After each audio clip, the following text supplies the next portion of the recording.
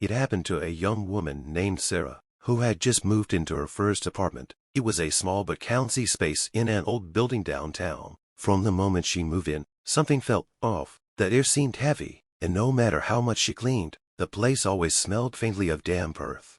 One night, after a long day at work, Sarah fell asleep on the couch while watching TV. Around 3 a.m., she was jolted awake by the sound of faint tapping. At first, she thought it was coming from her window. She got up, opened the curtains, but there was nothing outside but the still, quiet night. Shrugging it off, she went back to the couch.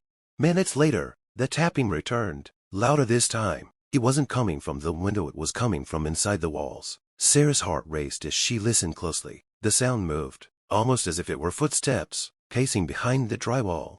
She tried to convince herself it was just the old building settling, but the noise didn't stop. It grew more rhythmic, more deliberate. Suddenly, it stopped altogether. She sat there in tense silence, her ears straining for any hint of sound. Then, the voice came.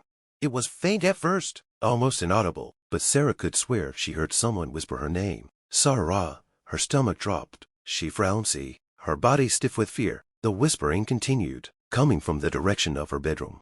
Gathering every ounce of courage, Sarah grabbed her phone and turned on the flashlight. Slowly, she made her way to the bedroom, her heart pounding so loudly she thought it would drown out the sound of her footsteps.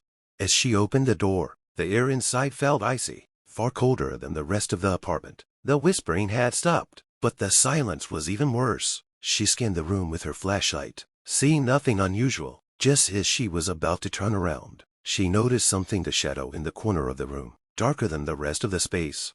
She pointed her flashlight toward it, but the beam seemed to sink into the shadow, as if it were absorbing the light. Suddenly, the shadow shifted. It wasn't just a shadow, it was a figure.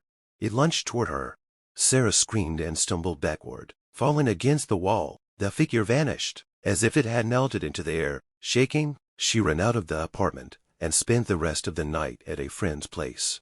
The next morning, Sarah returned to her apartment to grab a few essentials. She decided to break her lease and leave the place for good. As she was packing, she noticed something on the bedroom wall, a series of scratch marks, as if something had been clawing its way out from inside.